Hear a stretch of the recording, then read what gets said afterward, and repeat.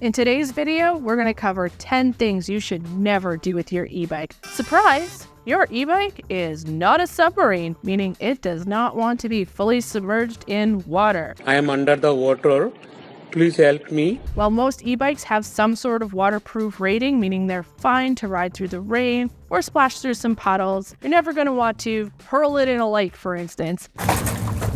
Tossing bikes in the river, bro. So when you're riding, just keep that motor above the water. I like to go fast, and I bet you might too. Gotta go fast. But what we're not going to do on our mid-drive e-bike from a dead stop is slam on that throttle when we're sitting in gear like 9 or 11. All that's going to happen is you're going to put too much power and torque through your drivetrain, potentially snapping the chain or even worse, blowing out your rear hub. This should come as news to literally no one, specifically on a mid-drive e-bike, but bikes have gears for a reason. And neglecting to shift them correctly for the situation is going to put unneeded stress and extra wear on your drivetrain. So make sure you're in the appropriate gear for the riding conditions. Are you coming to a stop or getting ready to go up a hill?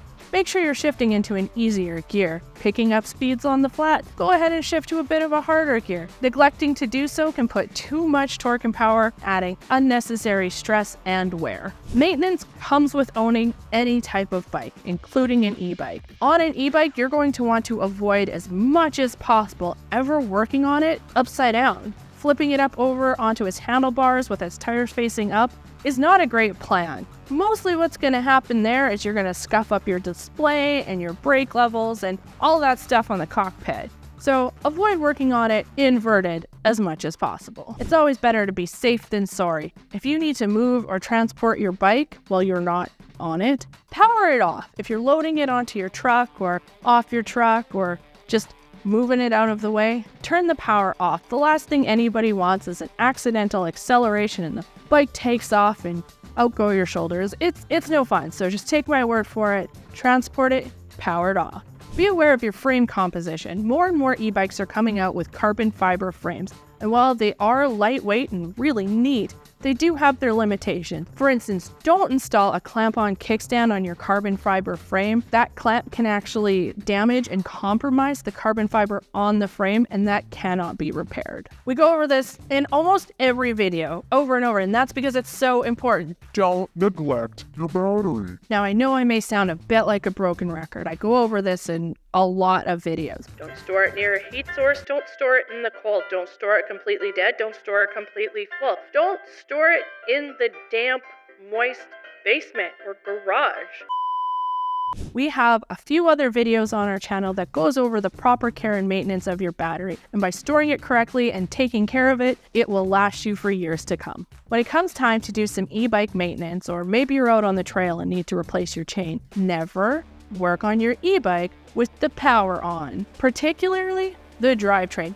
Always make sure that's powered off. And you know what? Go ahead and take the battery right out just to be safe. What you don't want is your fingers anywhere near that drivetrain with the power on. All it takes is a bump of the pedals to engage the assist, and let's just say it's not going to be pretty. While there is a lot of information that comes up on our display screen while we're riding, we do not want to ignore error codes. They are there for a reason, and they're trying to tell you something important. Ignoring them could leave you stranded. Wilson, where are you?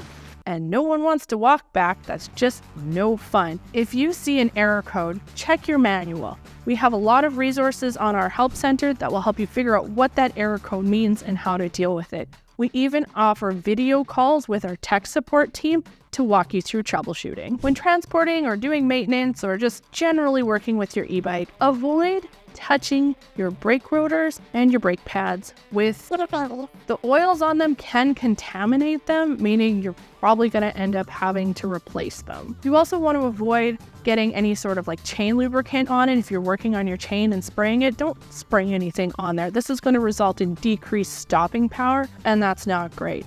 If you do need to clean your rotors, use isopropyl alcohol. That's going to help strip any of those oils. Worst case scenario, you're going to end up having to replace the pads and or the rotors and then rebid in your brakes from start. We've covered a lot of ground today.